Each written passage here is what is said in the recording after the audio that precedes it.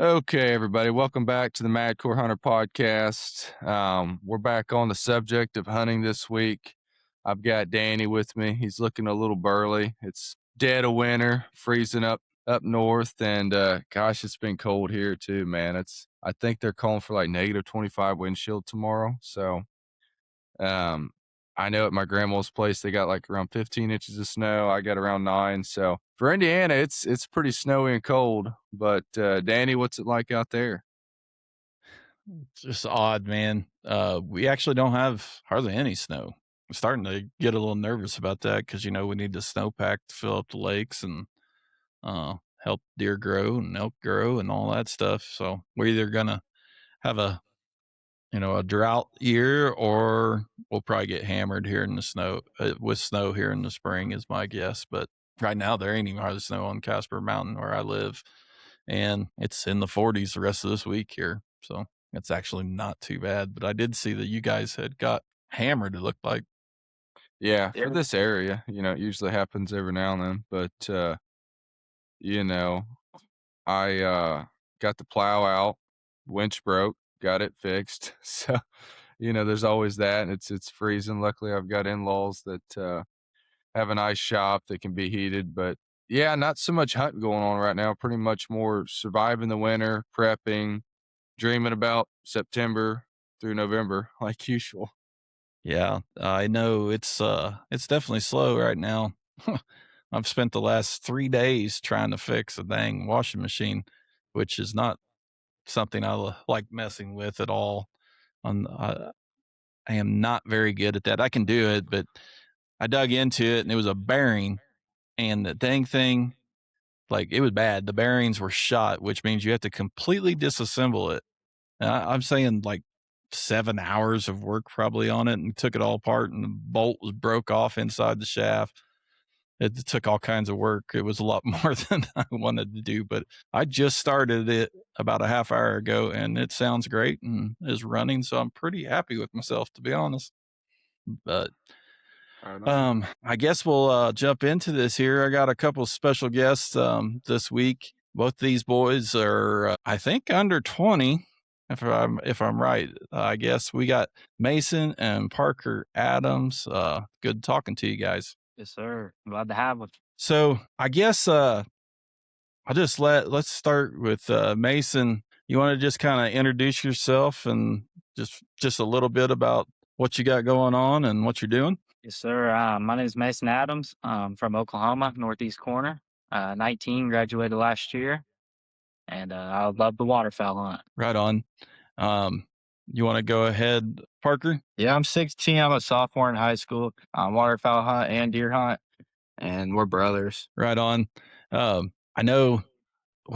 So I consider you guys friends. We haven't actually talked a whole lot. We've been on, social media and stuff, but I know a ton about you guys, to be honest, because of Michael Simpson. And I assume Michael's basically like an uncle to you guys, isn't he? Yes, sir. Okay. I'd never actually asked that question, but I assumed it since him and your dad are real good friends. Yeah. And always heard a lot of stories from him about him and your dad hunting and fishing and stuff. So, you guys I've always got pictures sent to me with everything you got going on. And you obviously got the Madcore hats and stuff. Simpson's always getting some of that gear to you guys. So it's fun to actually get on here and get to learn a little bit about you guys. I believe I know I met you guys. I don't, if you guys remember if both of you were there. It's been a long time ago. Yeah, it was probably a while ago.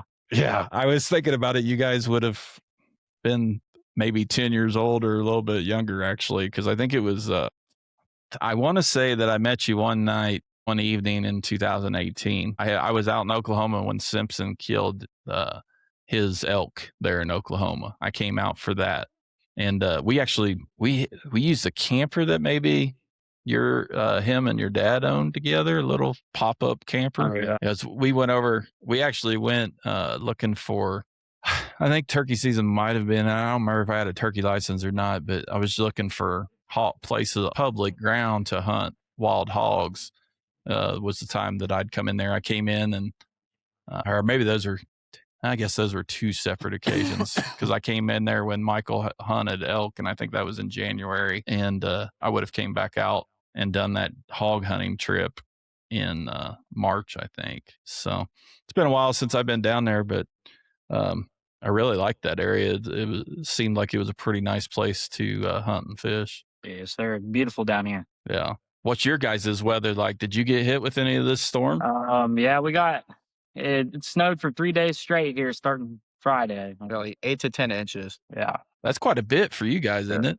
Yeah, it's been pretty cold up here in single digits. Right on. So I guess, I don't know.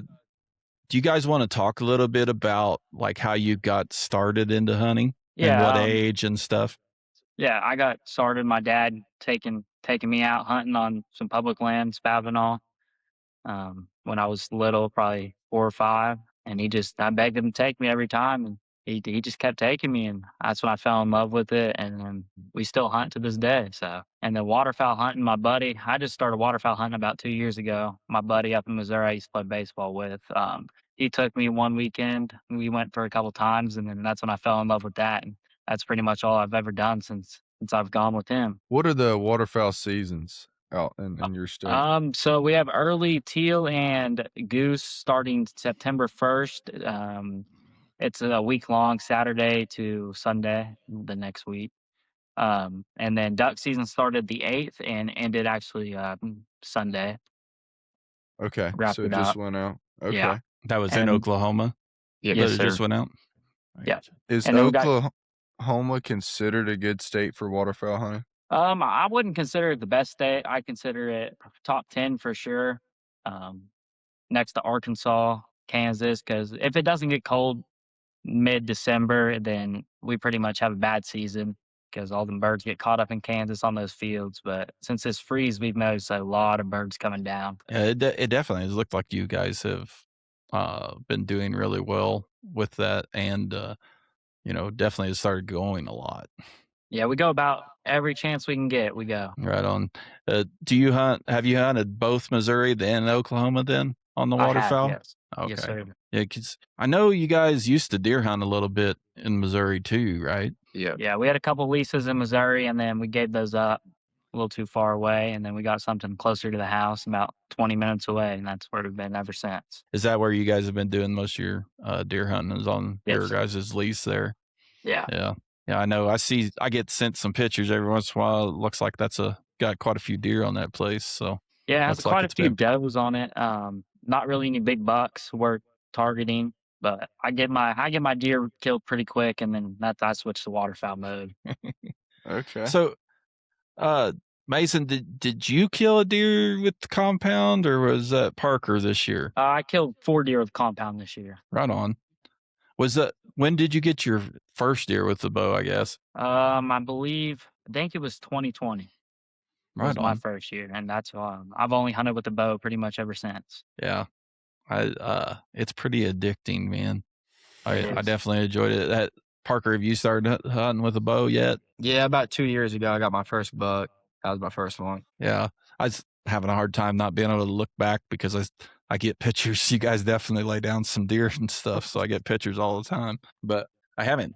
I usually get them up on the website. I haven't got that done. Been slacking on that this year, but there's definitely quite a few pictures of you guys on the website there. So yeah. So,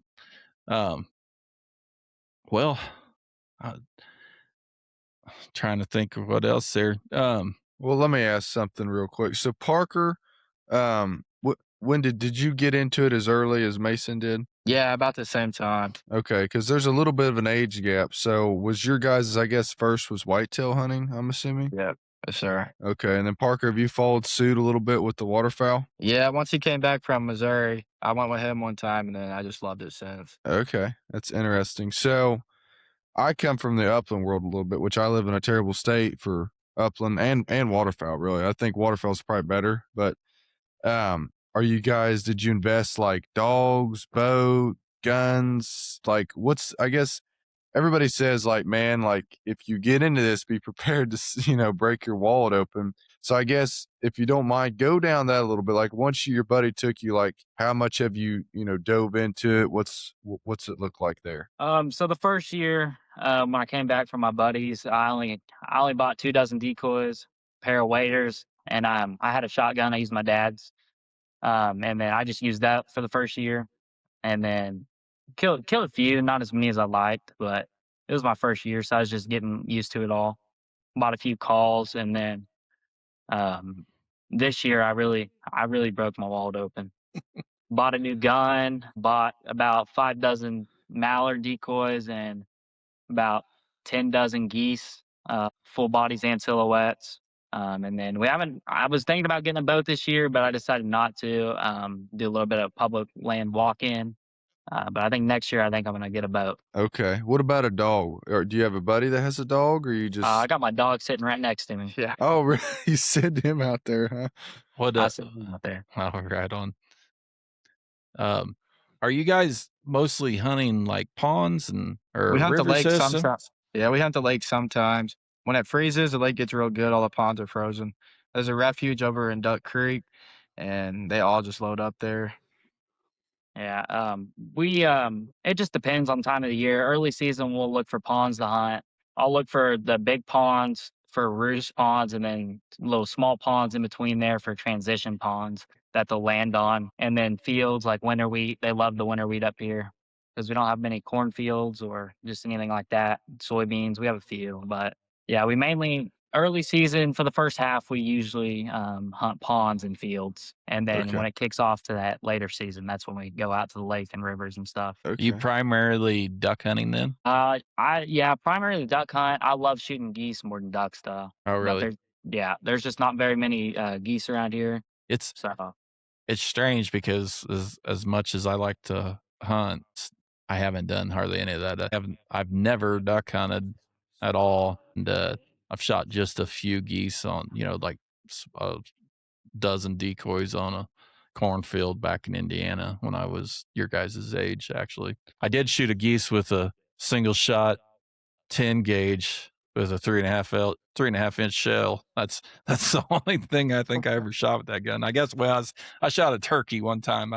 About the only 2 animals I ever shot with that dang thing because it kicked like a mule. So I got a question. So me and Danny, we chase horns or racks. It seems like, that's really, and Danny probably more than me. It seems like, which I'm younger, but obviously you guys are younger than me. The appeal for like waterfowl has gotten a lot more. Like it's a trend right now almost. Would you guys agree? Like if in high school, which maybe there's not a lot of hunters in your high school, would you say there's more waterfowl or I guess deer hunters in your high school? my high school really small, about 40 for my graduating class, but nobody waterfowl hunted until I started waterfowl hunting, and then after that, pretty much the whole school started waterfowl hunting Oh, okay. because I kept taking them, and they're like, "Oh, I like this." Yeah, Okay.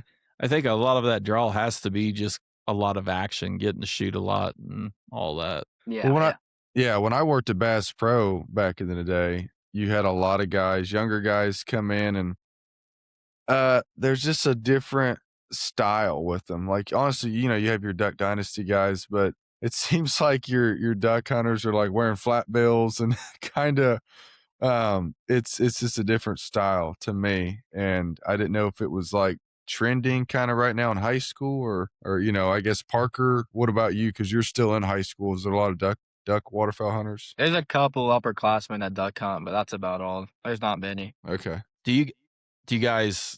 It sounds like you enjoy that more than say deer hunting. Yeah, because we don't usually get many bucks, so there's not much to chase up here to get our does and stuff. Like, is it pretty? Like, I think there's probably a pretty good deer population there, but is it Yeah. usually smaller bucks and stuff there? Yeah. There's a bunch of smaller bucks. Yeah, we've noticed that there's not really many big ones, and there's a bunch of does. The ratio is through the roof on does, so we try and lay as many does down as we can every year. Is most of that like in Oklahoma you can bait, right? Yes. So is most of like what you guys are doing, is that over feeders or you just setting up on deer? I put about 500 pounds of corn out each week during deer season. So Yeah. Yeah, I haven't got much experience. I hunted with Simpson in Kansas, and we could throw corn out. We didn't have feeder, I don't think, on that hunt. I think it was just throwing it out on the ground. But it's definitely different because it's not easy. They come in there and they know which way that stand is, it seems like. Yeah. And it's hard to get a good angle on them and everything. So it's a different type of hunting for sure. Do you guys get any hogs there where you're at? Right where we're at right now, we don't. But if you go towards Veneta and keep going west, a bunch of hogs out there, and then down in Spavinaw, all over that public land, there's a bunch of hogs down there. Yeah, that was one thing. I had a few notes here for the podcast. I was going to tell you guys you need to find me some places to hunt hogs. I was getting ready to ask the same question. Yeah. One of my buddies up in Bonita killed about 10 hogs last night. Really? Yeah.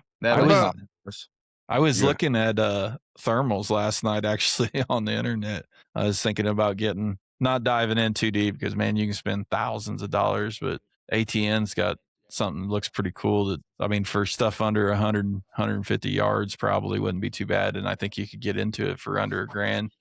And it looked pretty interesting. I know I got a buddy that lives in Houston, and he had thermal years ago, and those thermal scopes could record, and he was showing me all kinds of footage shooting a bunch of hogs down there one night. So that definitely looks like that could be addicting if I was down in that area for sure.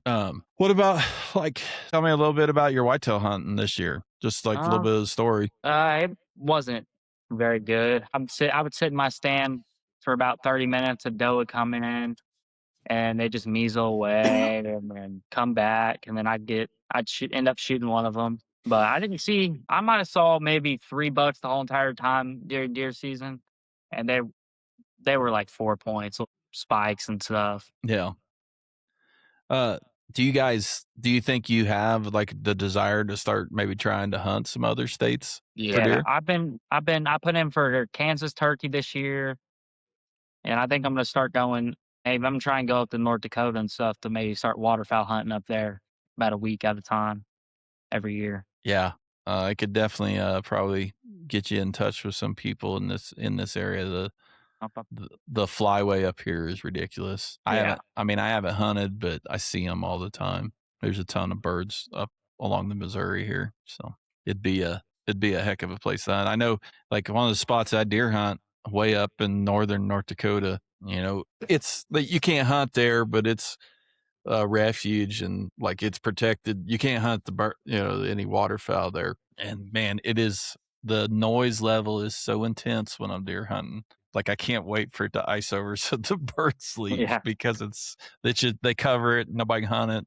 They're just there until it freezes. So, does Simpson give you a little bit of hard time on the waterfowl hunting? He does. He gives us a very hard time on that waterfowl hunt. Yeah, I know. He was like one of the times I'd talk to him. He's like, man, those guys, they're getting in the waterfowl. He's like, I wish there was quail and pheasant around, That's what I was going to ask. There's no quail. And we went to Oklahoma once a quail hunter, but I guess it was probably closer to Texas. There's a few. We've seen a few quail around here, a few pheasant.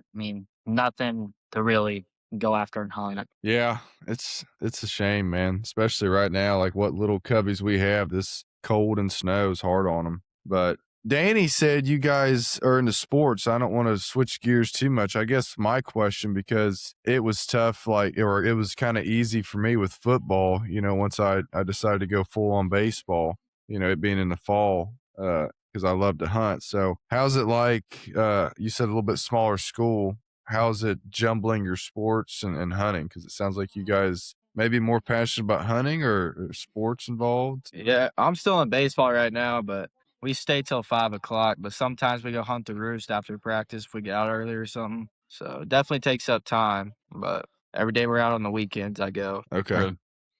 Because you playing, how many sports are you playing? I think you played football this year, right? Yes, sir. I play football and baseball. Did you enjoy football? Yes, sir. Yeah. I know I saw a lot of people. Did you used to wrestle? Yeah, I used to. I used to go to Bonita. Well, I used to wrestle at Bonita. Our school doesn't have wrestling. Okay. Yeah, I remember. I think I remember Simpson talking about you guys wrestling. So, Mason, what are you doing now? Are I you? work. I work over at Camo Power in Veneta. I'm a little power company that um, services about 30 co-ops all the way up from Kansas City to the Panhandle of Oklahoma. Are you like a lineman, or what do you do there? No, so I'm right now I'm just a call taker for the after hours. Just dispatch basically. Oh, right on. But my goal is to be a lineman in a few years. Yeah, I basically, well, Eli's dad was a lineman or is a line or was a lineman. Did we lose him? Are they still there? No, we're still here. So there. Okay, yeah, I lost a picture of you guys. So. Yeah, I did too, but no big deal. Yeah. I was around a bunch of linemen. That's a good job and a pretty high paying job too, to get in the field. Yeah, that'd be great, man. Good luck. It's my grandpa and dad was one. He still goes out, he teaches now and such. So good, that'd be a good career. Seems like a lot of outdoors in that career. You get to be outside and such. Let's switch back to waterfowl a little bit because this is something I don't know much about. So, and Danny probably knows even more than me. Let's say I want to get into waterfowl. What does somebody need to get into waterfowl? And I guess, obviously you can get as slight and, goes extravagant as you want, but obviously you need, probably shotgun, 12 gauge, I guess public land steel shot down there. Kind of go through that, like your first time and then like as it progressed a little bit. So honestly, I think if you just want to start out, you need about 2 dozen just cheap decoys, either off Marketplace or Bass Pro. Okay.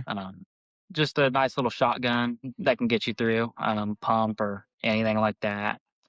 3-inch shotgun shells is pretty good. About double BB works. Okay. Double BB. And this is for ducks? Yes, and geese. Okay. And then I'd say just Onyx, honestly, is the biggest key to waterfowl hunting. Scouting a lot too. Yeah, scouting, driving a lot. Okay. Are you guys trying to get any private or all public? We got some private land this year, a couple of them, but there's a lot of spots last year that we got this year. We didn't hunt much public until it got cold and frozen. Okay. Is there much public around you guys? I'd say there's a good amount. No like duck marshes or anything like that. I'd say that Ulaga Lake definitely has some flooded timber that's worth going and hunting. I hunted that a couple times this year. Duck Creek, back in Duck Creek. I mean, it's all right sometimes when it freezes. It's really good. That's where we shot most of our birds last year. How's the pressure going to these public land spots? A lot of people or? So the pressure up here on Grand Lake really isn't much down by us. We're down by the dam, down by the lower half. I'd say there isn't as many people as up by Grove and stuff. There's a few people down here that hunt, but we know them all, so we talk and stuff about where everybody's going in the morning when we do want to hunt. Okay. But up by Grove, that gets pressured a lot. Okay. I can imagine I would assume it's just like whitetail, racing to the spots to get in there and everything. That's how Ulaga is. It's basically a foot race back up in there if you want a good spot. Some people sleep in their holes a couple nights before. Oh, really? Yeah, that's pretty dedicated. They sleeping like in a boat or? Yeah, park on the shore, get a tent. Yeah. Really? Okay. Yeah. What do you guys use? Because you don't have a boat. Do you just brush in? Do you have those little? Yeah, we have layout blinds. Just brush in. Or we'll just hug up against a tree and try and hide in there when you're wearing the flooded timber because those limbs and stuff are covering us. Okay. What about call wise? Who's the designated caller? Who's the best caller? That'd be me. Okay. So did that take you a while to learn or? Yeah, duck. I'm still kind of learning. I'm not the best duck caller, but goose calling, I got that pretty much down. Okay. What brand? Do you have a specific brand you're using call wise? So I use a few. My goose calls a Molt Gear, 737 duck calls, and then a duck lanyard, little quiet and loud timber call. So I see you guys are wearing Sitkas, so I assume you've got all the Sitka gear to go along with it, huh? Yeah. We do. Bought some Sitka waders this year. Their boots are nice. Ooh. Yeah. Yeah. I haven't even not in that, but I know that what everything else costs, I can only imagine. Yeah, they're a pretty penny. I'm sure they work well though. Everything Yeah. I've had from them does really well. Yeah. Because I know I've looked at some. I've never got it, but I know I've looked at some of like their Waterfowl line jackets just for having like a super, heavy duty warm jacket. They got some. I think it was a Hudson jacket. Yeah. Maybe it was one of the ones I'd looked at a couple times thinking about buying. Yeah, the Hudson one's a good one. I'd say the warmest one that they make, honestly, is probably the duck oven one. Really?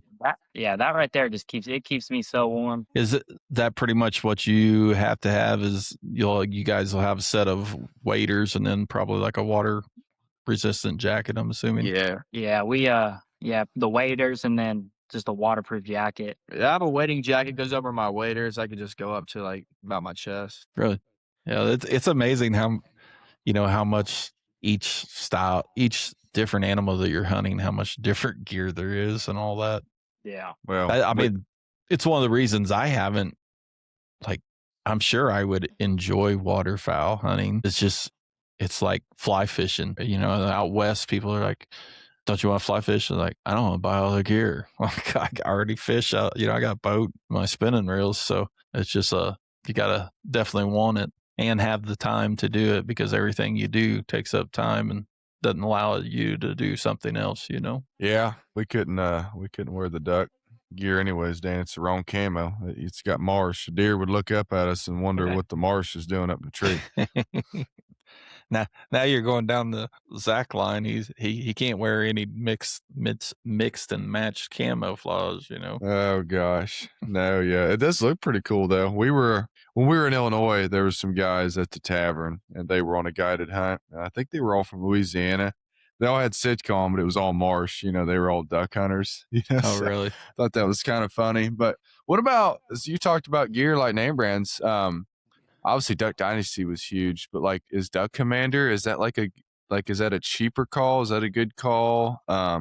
Yeah, they're good calls. I mean, I bought a few of them. I personally I don't like blowing them. Okay. Just the sound of them. Yeah, I didn't know where they were at on the charts. Obviously, you can get into custom calls and everything else. There's a lot of other good stuff out there. Same thing with elk calls and turkey calls. I mean, turkey call, man, it's like, you go down the street and somebody's making custom turkey calls.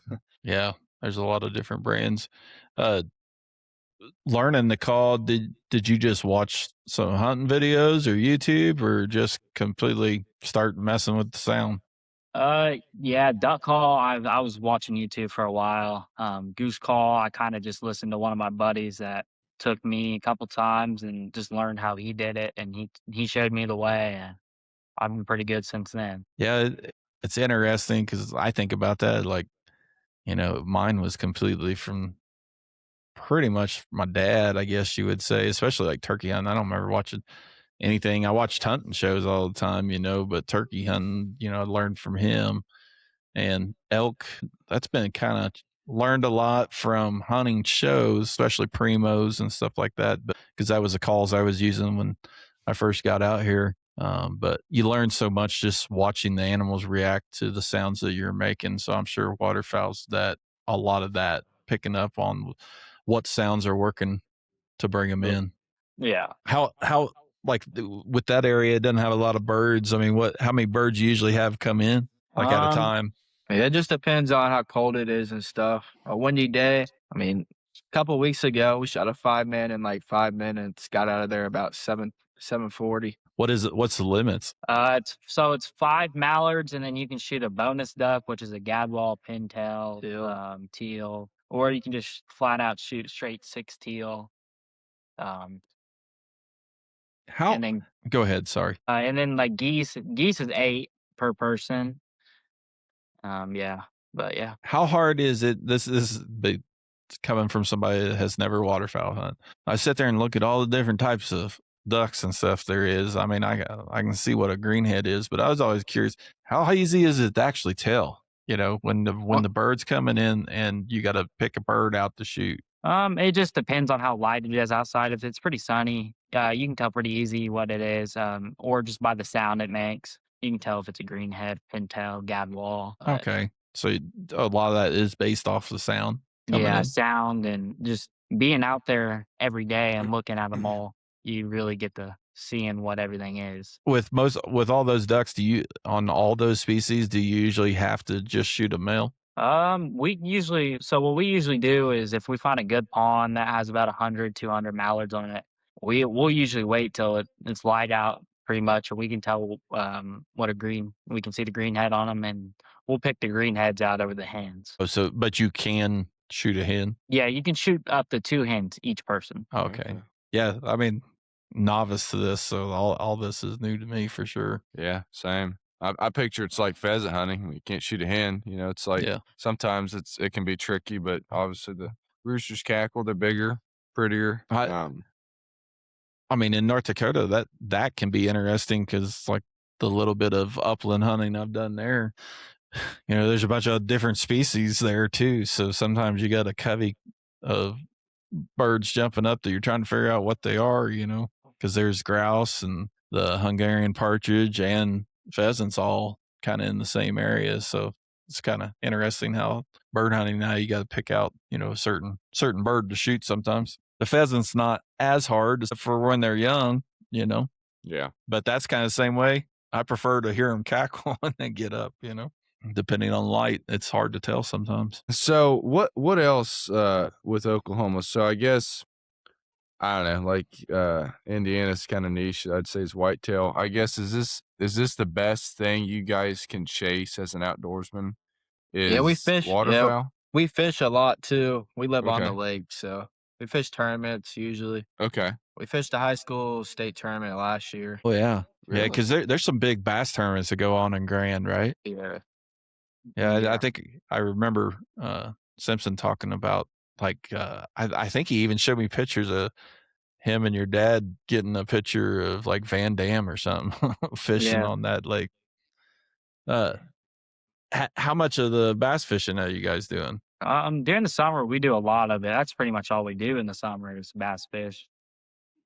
It's a pretty good lake. They just started stocking it with the Florida largemouths, and I can definitely tell a difference between the big fish that are here now. What size bass are you getting into there? I'd say about anywhere from 3 to about 9 pounds on an average day. I mean, I think an average day is probably about a bunch of 3-pounders, 4-pounders. What's your biggest bass off that lake? Mine's a 9.8. Dang, Ooh, it's big. that's a big bass. It's big. Yeah, I know. I caught it with my grandpa, and I'm like, "Get the net, Grandpa," and he was slow to get it. Yeah, I bet you were scrambling. I was. I don't think I got the fish Grand ones there. How far are you guys from Michael? I think you're not too far, like in the next cove, maybe. Yeah, his house is like 4 minutes away. Okay, yeah, because I was in his area, and I think I remember him pointing out across the lake and saying that your guys' place was over there.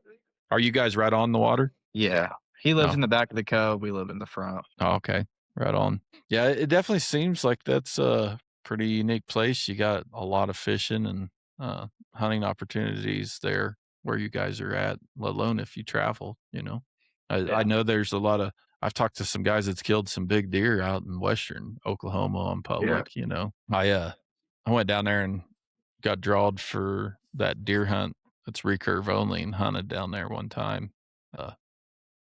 Can't remember the name of it. I don't know if you guys know where I'm talking about there. Was it a toka? Because I think I remember my dad talking about it. Is it McAllister? Oh yeah, Yeah. by McAllister. Yeah. Yeah, that's the one I did.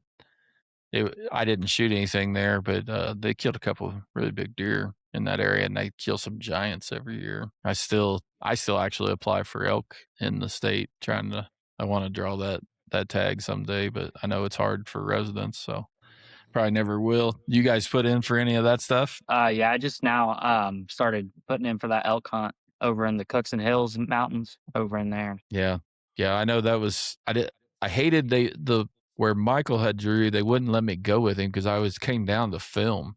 I wanted to film his hunt, and for whatever reason, the hunter had to hunt by themselves. You could only go help them once they've killed, and so that day it was kind of unique because I was one of the only few people there that had experience with cutting up elk and all that stuff. So I ended up packing out, I think 4, got to be part of 4 elk in one day packing out. So that was pretty cool. I definitely enjoyed that. Yeah, elk's definitely one of my top 3 animals I want to kill. I was thinking about it because I got a note here that the deadline to put in for non-resident elk in Wyoming is February 2nd. That's coming up. But I was going to tell you guys need to at least start buying preference points.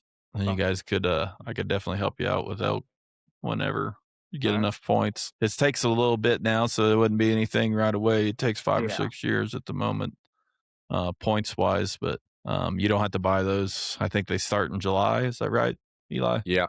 Yep. Speaking of elk, are you guys in? Have you guys put in? Are you putting in for Wyoming this year or what? I think we're gonna wait till next year. We're debating on Colorado or Utah this year. I think there's some sort of plan, maybe to go not this season but the following. Yeah, I was going to tell you you could think about putting in for Wyoming every year. I know it takes 5 or 6 points, but there is still an allotment of tags out there that are random. So there's always a small chance of drawing Wyoming. What do you think about the special draw? Do you think it's worth it? I mean, it does increase your odds a little bit, but man, it's like it's $2,000 tag. Yeah, it's expensive. Yeah, I think you're only gaining a few extra tags. I think I sent you a video on how that's broke out from Randy Newberg explaining it. And that does a pretty good idea of kind of like how many random tags there is available for non-residents. Yeah. It's not a ton, but there's always a chance. I was telling Zach, I was like, he'd been, I think, waiting, till he had enough points. And I told him, I said, man, you ought to just start putting in every year. You never know. I think what's holding us back is we might put in for Colorado because I've got 6 points and Dad has 5. I think we could draw a pretty good area. And there's talk of Colorado cutting their preference point system in half in 2027. And I got to do more research, but that's probably a podcast in itself. We need to do research on what these states are coming up with preference points and going to a lottery system. But definitely, I think Wyoming's pretty steady. You guys should, try to, especially with Danny having a contact. He's a really good guide. Get some preference points and hook up with him. He'll get you on elk. All right. I want to say my dad's maybe put me in for some preference points somewhere in Wyoming, or I don't remember what state, but I remember him telling me he did. Well, I know because Michael was out here. That's where I met him. I think I was, man. I think I met Michael in 2007 or 2008. He was working in Wyoming, and we've been ever since met him. We became real good friends. Anyway. I know that I can't remember did your dad ever come out and go whitetail hunting? Yeah, I want to say he did because my mom's side and my grandparents used to live in Colorado, and I remember him dropping us off and him going hunting somewhere. Yeah, because I know for a while Michael was staying in a place out on a big ranch, and I remembered a couple guys coming in. I couldn't remember if Todd had got out there and hunted or not. I remember that a guy or two had come out and hunted with him on that place. So yeah, I'd check into it, but definitely if you have interest in elk, I'd love to get to take you guys and show you a little bit. So just keep putting in points, and we'll find a year that works out for you, and we'll go. I usually try to help, friends as much as I can on those, and usually go with them. So. Sure. It's a good time. So I got a question. You guys are younger and such. Who is, I guess, influencing you in the outdoor world these days? Because I think every generation has different people. Like for me, I don't know, Cam Haynes probably did quite a bit, so on and so forth. Who is, and maybe you don't have anybody, but I guess if you're watching Outdoor Channel or this or that, who's kind of influencing your age group? I'd definitely say Bo Brooks. Okay. Bo Brooks. We watch Seek One a lot. Yeah, Seek One for sure. Yeah. And then Sandhill Flyways in western Oklahoma and up in Kansas a little bit. Bobby Guy, I think is his name. We watch the Dive Bomb channel a lot on YouTube. Dive Bomb. Okay. Is that Waterfowl? Yeah. Okay. Yeah, I know Seek One. I've watched it. I like his content. He does really well. Of course, he shoots giant bucks, but Yeah. who was it? I don't know. What's the first guy? Bo. What show? What's he do? So he's just basically he works for Higdon, decoys and then power calls, and then he can call anything you want. No, he's a world-class caller. Like, he's Yeah. right. I Oh, think really? he beat Corey Jacobs even at elk, and then he can Really? go to waterfowl or turkey or anything. Like, if you can call something in, that joker's going to be top 5 probably. Yeah, I thought I'd heard the name, but I couldn't And then put it together. his dad is the one who killed the world record elk, I believe. Oh, Cam had him on the podcast. out of Oregon, I think. Somewhere yeah. over there. Yeah, I think it was Oregon. I just listened to that. But anyways, yeah, it's his dad is like, I think he has like the number 3 world record and now the number 1 or something crazy. Like, he's got 2 in the top 10, and then his son can pretty much call anything in. And I think he's co-founder of like a bugle tube, Danny, that is out of wood. That's kind of getting popular now. It's supposed to sound more clear. It's not cheap, but they're making like bugle tubes out of wood now. Interesting. Yeah. I haven't seen that. I wonder how durable they are. If they'd have to be pretty thick, I would think. I don't know. I think they're a little bit heavy. They have to coat them, of course, with the weather and such, just like you would a turkey call. But yeah, it's a little more of the custom. So there's probably some give and takes, obviously. But yeah, that's something I wanted to ask, because I mean, you know, I'm young but getting older, and you know, there's, you know, you guys are coming up, and it's kind of neat hearing what you guys are into. Do you guys feel like is there quite a few hunters your age? I know we asked that about waterfowl, but just in general, or is it not as popular, I guess? Yeah, I'd say there's a good amount for sure. There's a lot of people that like to hunt. Yeah. It probably depends on the area. I'd say you guys are rural enough and small enough area where it is like it's basically like what me and Eli would have grown up with, small. I'm amazed that your school's smaller than the one I graduated. There was 100 people in my class. Yeah. Do you guys go ahead, Danny? No, I was just going to say, if you guys had anything else you wanted to chat about. So how many elk have you guys killed? I've heard that you guys have killed a bunch of elk and stuff. Let Eli answer first.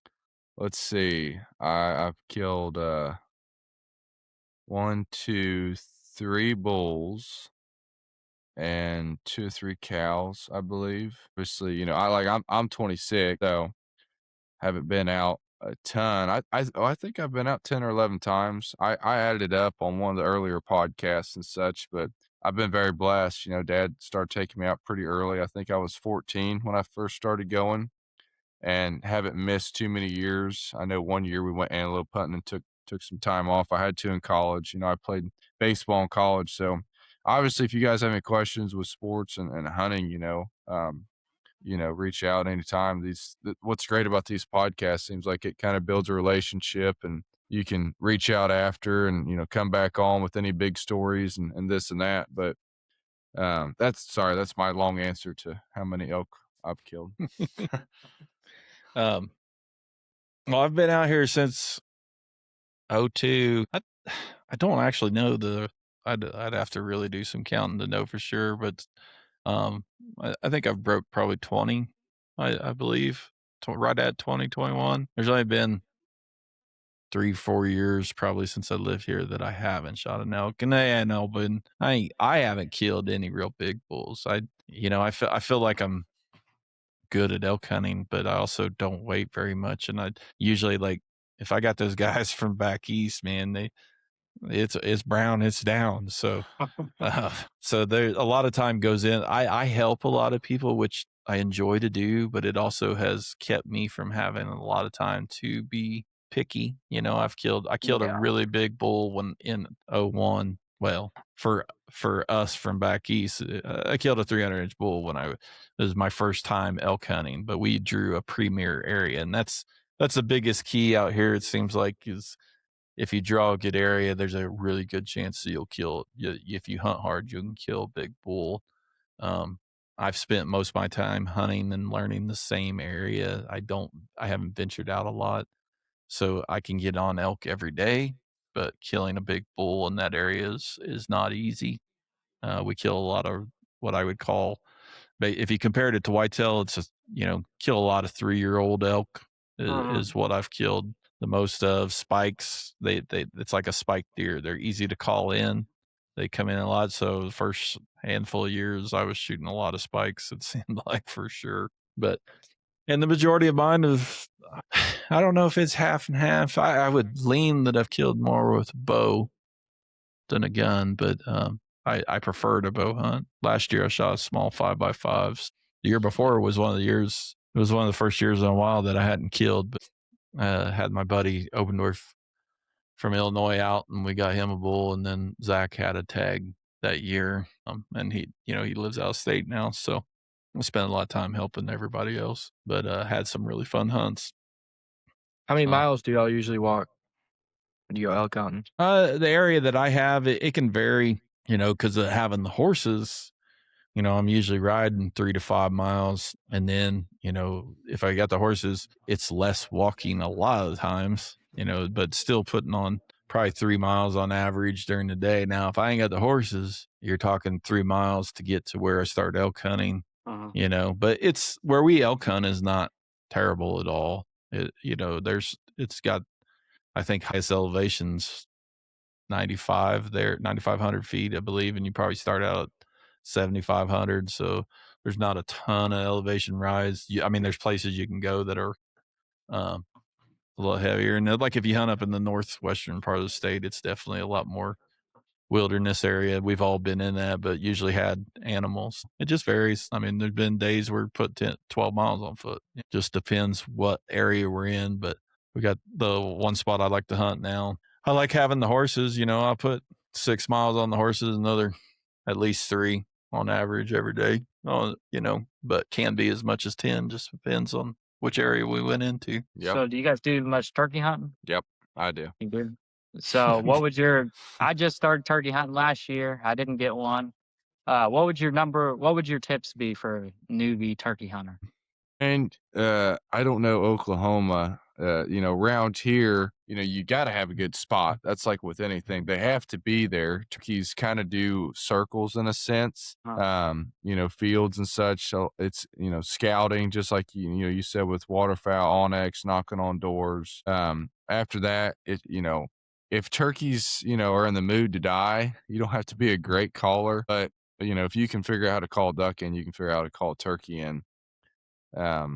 And then you have to decide whether you're going to run and gun, we call it, or if you want to sit in a blind. You can probably use about the same, whatever gun you're using for waterfowl. You just switch the ammo and choke up a little bit, and you have a turkey gun.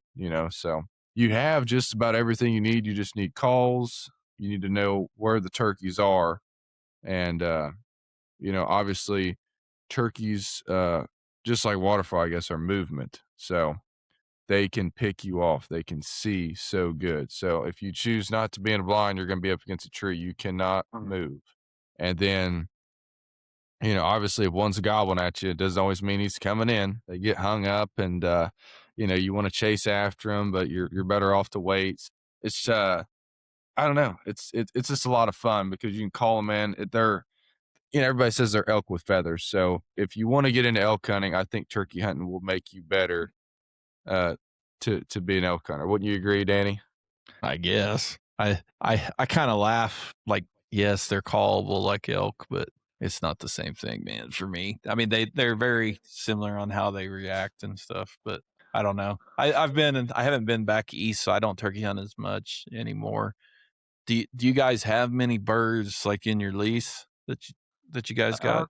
We don't have any, there's around us until you go to Spavinaw, there's 5 turkeys and there's 2 hens and 3 jakes.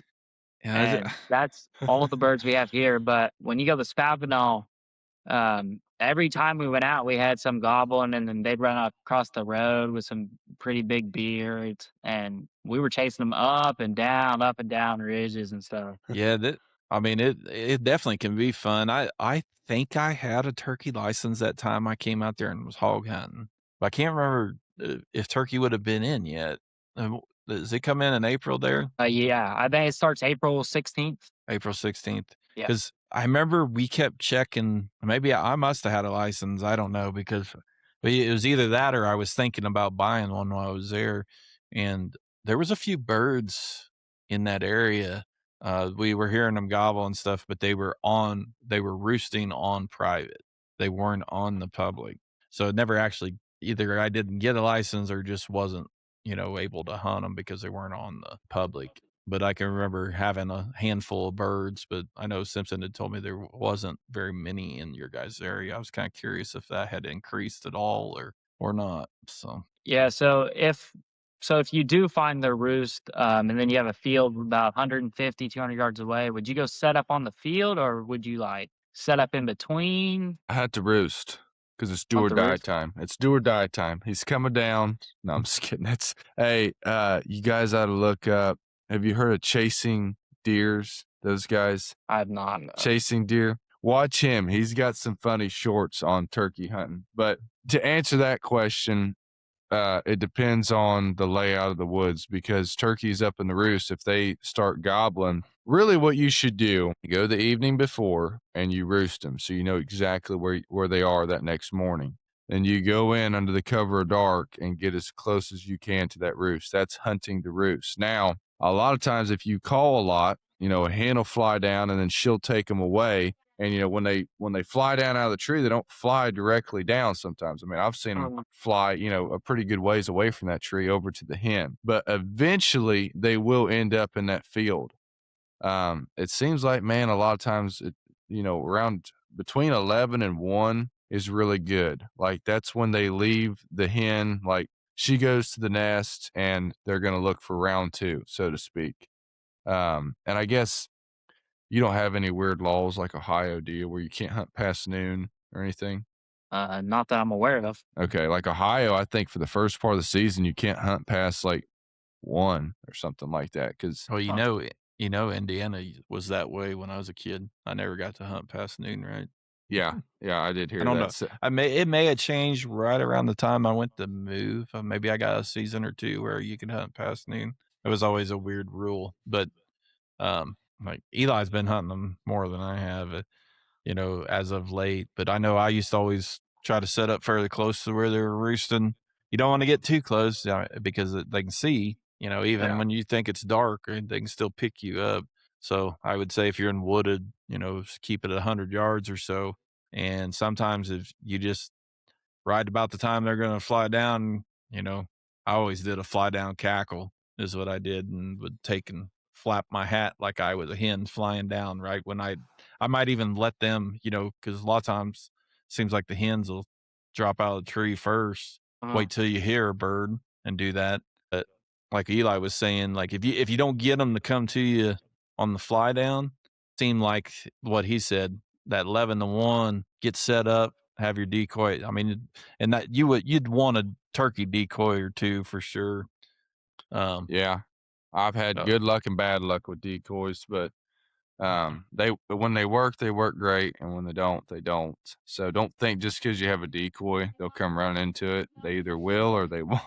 They won't. We've had some where they'll run off. I would say don't run a big fan. Don't put a big tom out there. We like a Jake and 1 or 2 hens, something like that. Do you always run a male turkey decoy? No, not always. A I lot was of times, gonna say, if we're running and gunning, probably a hen or 2. I know when I lived in Indiana, man, I never had more than 1 hen decoy. But we had a pretty special place growing up, man. Yeah. Like turkey hunting, I think that was part of why like I don't have as much draw to it because I usually went out on opening day and called a few times and a big tom come running in and I shot it. That was a lot of my hunting when I was growing up. Well, I agree with you, but what makes it special for me now is I have 3 tags. So you don't get that, big come down after you killed. You got 2 more tags to fill. And in a perfect world, I like to do a little blasting in Kentucky because we can kill 2 in Kentucky and then try to get one with a bow in Indiana. That drags the season out, makes it a little more fun. Yeah, I'm sure if I was back there, I'd hunt them more. Wyoming's a little different. There is birds, but I don't know. I didn't find it as fun as hunting them back east here. some situations it seemed like public was harder than it was, where I grew up. And then on some of the private, the turkeys come to the, their barn every day. So, that's where the yard bird term came from. So those weren't too hard to kill. Yeah. What else? That's all I can think of right now. Well, we really appreciate you guys getting on here. It was nice to learn about waterfowl and get your guys' perspective, and hopefully we answered your questions and somebody gets something out of this. Yeah. Thanks for having us. Sir, thanks for having us. Absolutely. Yeah, It's great, man, great meeting you guys. It was great to actually get to have a little more conversation than just the text or social media and stuff. Definitely like the area that you guys live in, and hope to get down there sometime soon to maybe join up and do a little bit of hunting. So appreciate you guys jumping on. Thanks for having us. All right. Thanks, guys. Yes, sir.